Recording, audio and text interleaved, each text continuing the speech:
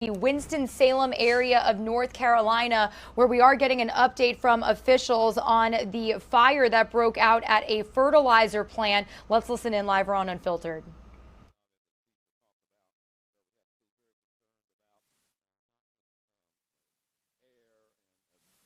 Coming out of the site as we go forward, so we'll keep the evacuation order in place for a while. I'm joined this morning by Mayor Pro Tem Denise Adams, who is in this is the North Ward, of which she is the council member. And let me ask Council Member Adams to say a word. Thank you, Mayor. Good morning. Again, we want to thank the citizens and residents of the North Ward of Winston-Salem.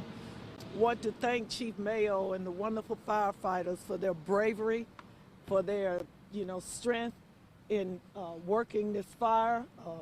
Emergency responders, Winston-Salem PD, controlling the traffic for those people that want to just take a look. As you can see, the plumage over there behind me, over to my left, it was a tremendous fire. I was sitting on my couch about 7 when I heard all of the fire sirens go by. At first, I thought it was the television. I was looking at the television, and old people, we turn it down to make sure we're hearing what we're hearing. And it was just a lot of fire trucks. And then not a few minutes later, I heard this tremendous boom. And in my mind, I said that I feel like that might be the fertilizer plant. And then about an hour later, there was another boom. I just want everybody to know that, again, on the mayor's behalf and the city council of Winston-Salem, I know a lot of people are paging me and texting me and emailing me and calling me as to what can they do. You can contact the Red Cross if there's anything that can be done for the families or individuals that have evacuated to the education building at the Winston-Salem Fairground. But right now, we ask people to stay away from the site. If you can, stay away from the 1-mile radius that was given to you by the emergency management and the Chief Mayo, and continue to be vigilant about this incident. We are not through it yet, but pray that we will make it through okay with not so much smoke and fumes. Thank you. Thank you, Mayor Pro Tem. Certainly I add my thanks to the Winston-Salem Fire Department. Every year when I speak to the graduating class at the Fire Academy, I thank them for willing to put their life on the line for our citizens. And certainly those men and women did put their life on the line last night as they were battling that fire that could have gone up in a boom most any time. So let me turn the program over now, please, to Chief Trey Mayo to answer your questions and provide an update. Chief. Thank you, Mayor. Good morning. So we've been on the scene about 14 hours now. The call came in about 6:45 last night. That was Monday night. We decided to abandon so we fought fire for about an hour and a half, and we were not making satisfactory progress, so we decided to abandon that firefighting operation and pull our crews back due to the risk of the products that are on site at this facility. And as the mayor and Mayor Pro Tem have stated, we have established a 1-mile radius around the site where we are operating outside of that radius, and we are encouraging strongly folks to not be inside that radius. I want to just give you an update on what's going on this morning. It's about 10 minutes past 9 now, and at 9:30 we're going to have a helicopter here from the North Carolina State Highway Patrol. One of the fire department's hazardous materials specialists is going to get on that helicopter, and they're going to take a flight over the facility for some reconnaissance video picture taking. We are flying drones on the hour with the assistance of the Greensboro Fire Department, the Forsyth County Sheriff's Office, and the Louisville Fire Department. The fire department has 3 strike teams standing by in the area. If conditions were to change from what they are right now, things have been relatively static for the last 8 hours or so. We are expecting the Environmental Protection Agency to arrive later this morning with additional air monitoring equipment. One of the state's regional hazardous materials teams, which is hosted by the Greensboro Fire Department, has been here since last night, and they are doing air monitoring outside the 1 mile radius. We are not monitoring inside the 1 mile radius. We still have all emergency personnel outside of that radius. The threshold for immediately dangerous to life and health is 100 parts per million of nitrous oxide, and they're measuring it at about 65 parts per million. So we are not at an immediately dangerous to life and health threshold. But we do encourage folks with, who have asthma, chronic obstructive pulmonary disease, other, respiratory compromise, to stay indoors.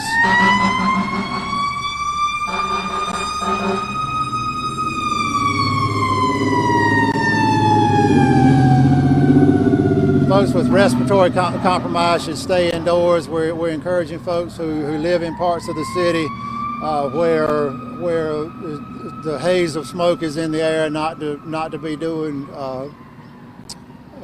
outdoor exercise, that sort of thing today. An update on the quantity of material that was on site when the fire began.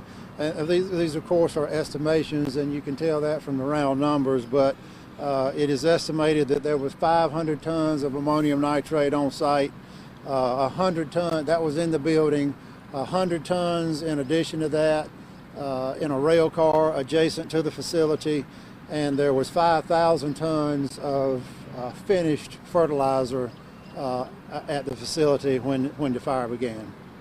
So I will take any questions that you have. Who caused the fire in initially? I don't know. It came in several passersby. I don't know who the initial call was, but I know within a few minutes of dispatch, we were getting notifications that a number of passersby were reporting fire and smoke showing, I believe, from the loading dock area of the facility. Any closer to possibly determining what caused the fire? We're not anywhere near that. We want. Can you repeat the question? Sure. So the first question was who called the fire in, and I don't know who made the initial call, but pretty quickly we got a number of calls from passersby reporting fire and smoke conditions. Again, I believe those initial reports were from the loading dock area. The second question was about an investigation to determine cause and origin, and we are not anywhere near that point in the event. The plan right now, unless we get additional information to change our minds, is we will not place emergency personnel on site before 48 hours from our first arrival, so that would be about dark Wednesday. Right now, what's the risk of any sort of explosion looking like, and right now, how is that being monitored and addressed? So the question is, what's the risk of explosion from the product? Captain Smith, would you like to step up? Captain Smith is here from the state's regional response team that is hosted in Greensboro, and I'm going to let him address that from a product standpoint. So the question, did you hear the question? Go ahead and repeat the question, please. Right now, what is the risk of explosion looking like, the likelihood of that possibly happening, and how's that being addressed and monitored right now? Right now, what we have is area monitoring going on about approximately 2 miles outside of the fire origin, and we have teams out there right now that are literally bringing those monitors in every 1,000 feet. So I just got a phone call. We moved the monitors in 1,000 feet. We're going to try to every hour try to shrink that footprint. Right now we're not seeing anything that is what we would consider immediately dangerous to life and health. Certainly if we do start to see that, we're going to address it and we'll make notifications. As far as the explosion hazard, what the subject matter experts are telling us is you've got about a 36-hour window, and that's going to be sometime tomorrow morning. As it's still burning, we're not to go anywhere near it for 36 hours. Okay? Would that possibly change any evacuation parameters right now? I know we have that 1 mile radius, but if that is becoming more of a risk, could that change or get greater? Right now, the 1 mile radius is essentially the worst case scenario. So if I feel perfectly confident in the 1 mile radius, if we can stay within that 1 mile, we're going to be okay. Tell us your name and spell it for us. My name is Matthew Smith. I'm with North Carolina Hazardous Materials Regional Response Team 5. I'm the on-scene hazmat team leader. Thank you. Huh? Yes, sir. Thank you. Chief Mayo, is the fire department responsible for going and inspecting the storage of this facility yearly? And have you ever had any indications that everything was stored correctly? So the question is the fire department responsible for code enforcement inspections at this facility? And the answer to that question is yes. This facility, by state law, according to the North Carolina Fire Code, gets an annual inspection. It was last inspected on December 21st of 2021, and no violations were found. I talked to a couple over at the shelter, and they said that they did not get the alert until 6 a.m. On their phones. Was there a phone alert sent out before that time? So we use what is generally, the question is about the system that we use to notify residents of, in this case, a major fire in the area and a need to evacuate. We use a system that is generally known by the public as a reverse 911 system. That system is only as good as the database of numbers that we have to call. So we capture numbers from the telephone companies, and that's a landline capture. For wireless devices, to capture those numbers, people have to register to receive those quote-unquote reverse 911 calls. We've been using the broadcast media, the print media, social media. We had fire trucks out inside the 1 mile evacuation area last night about, well, I don't remember exactly what time it was. I'm going to say around midnight they went out, and they were doing actual live public address evacuation notices on the ground, and they covered every street that was inside the 1 mile evacuation radius. We've been hearing reports about some multiple mini explosions. Are those still being experienced? I don't know. We did observe some. So the question is about some. I think the person who asked the question referred to them as mini explosions last night. We did observe a few. I'm going to use your term, mini explosions last night. I can't speak intelligently about when the last one was observed. Do you have an idea of how many people have evacuated? I'd like to have any sort of estimate or approximation. The question is how many people have evacuated, and we don't know that number. The last time I checked, and this has been some hours ago, there were only 6 people taking advantage of the shelter that we have set up at the education building at the fairgrounds on Deacon Boulevard. There are about 6,500 residents inside the 1 mile evacuation zone. And in terms of breathing in the air today, just speak to that a little bit. I know, of course, there's that 1 mile radius for good reason, but if people are just out and about today, especially if even beyond that 1 mile radius, something that they should keep in mind. The question is about air quality and breathing in the products of combustion. As Captain Smith stated earlier, they're doing air monitoring, and they are not measuring anything immediately dangerous to life and health, but they are not measuring inside the 1 mile radius. So we can't stress enough how important it is and how seriously people need to take this. If you're within a mile of the plant, you need to leave and go somewhere else. And I think we need to kind of approach this from an air quality standpoint, like we get from the Division of Air Quality. The more compromised your respiratory system is, then the more risk you are taking by being outside and breathing the products of combustion. Again, we're recommending folks who do have compromised respiratory systems stay doors. If they're outside the 1 mile evacuation zone, keep the doors and windows shut. Avoid outside exercise and activity. If you can, if you're in a position where you can see the haze in the air, and you can see haze in the air in a lot of Winston-Salem this morning, and you can smell it. And it's an odor. I've heard it best described as it smells like spent fireworks. And so if you're smelling that odor, that's what you're smelling, is the products of combustion from the fire. For people who are having a hard time understanding just how dangerous this is for people around the area, but also for people who are first responders who want to keep everyone safe, can you kind of just reiterate that? So the question is sort of what is the gravity of this situation, and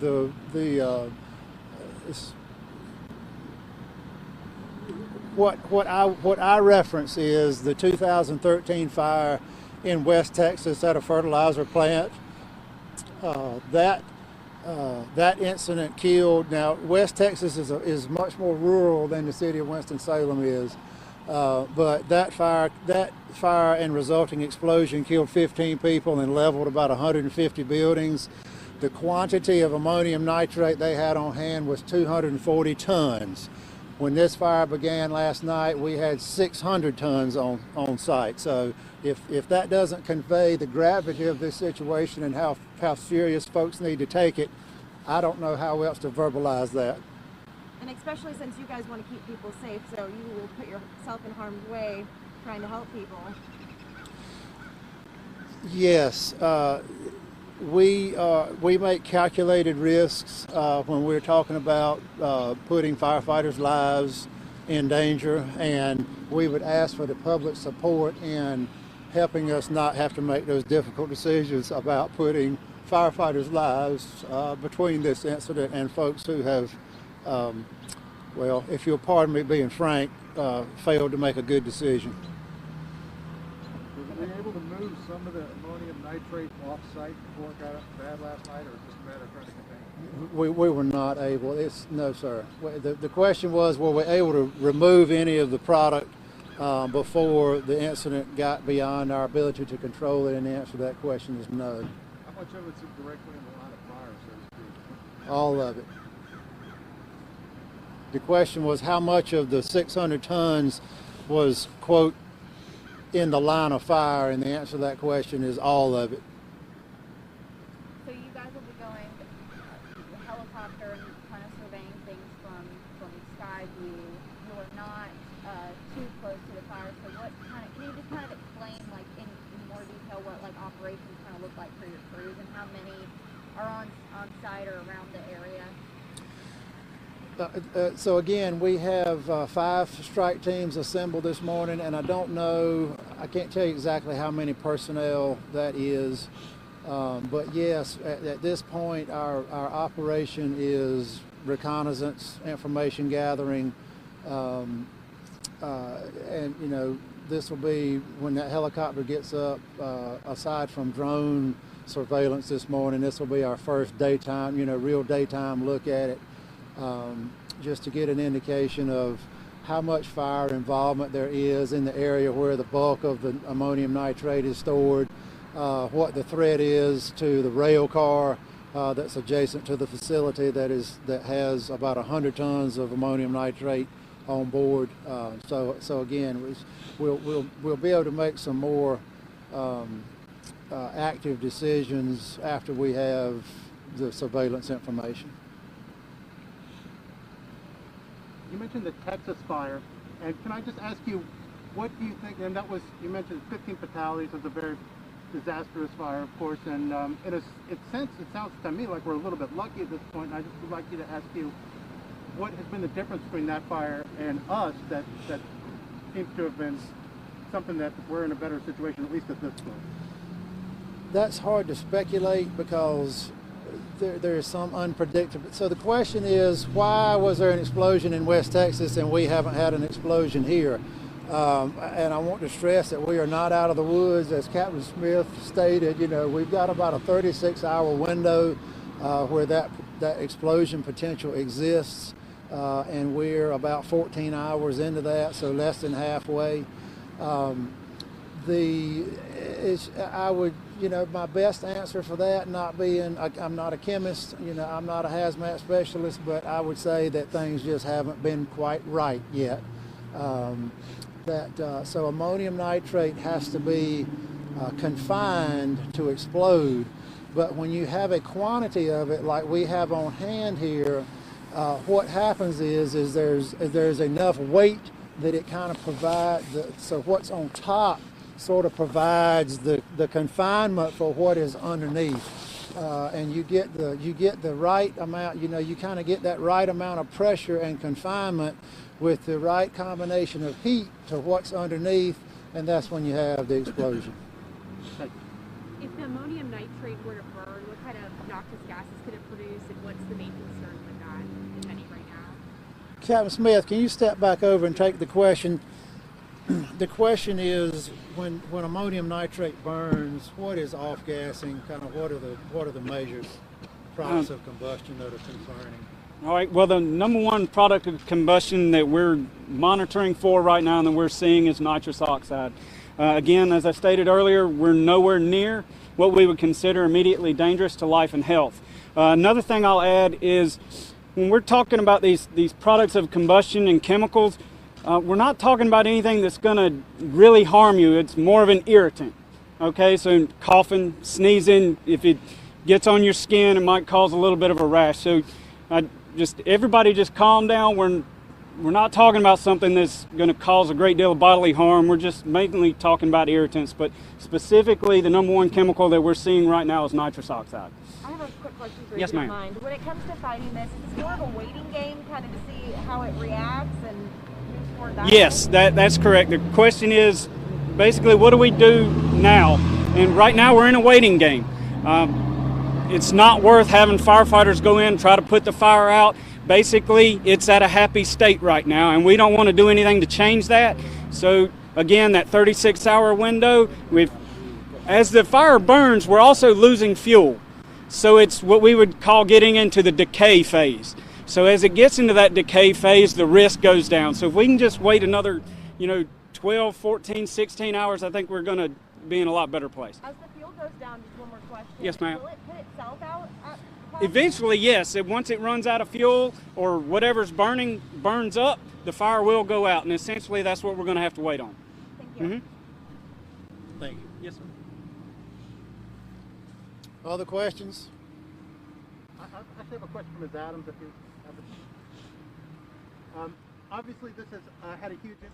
All right, everybody, Regina Gonzalez with you here on Live Now from Fox. We are currently listening in as authorities give an update on the fertilizer plant fire in Winston-Salem, North Carolina, which prompted evacuations for people living within a 1-mile radius of that plant. So this officially broke out around 8 o'clock last night, as authorities said, and they did say that they are monitoring for the next 36 hours of a potential explosion due to the amount of ammonium nitrate on the site. Now, actually last night you heard the Winston-Salem fire officials say that their crews actually had to abandon the firefighting operation because of the large volume of the ammonium nitrate on site. Now, they couldn't flow enough volume of water to be certain that they could keep it cool enough to prevent a detonation or explosion.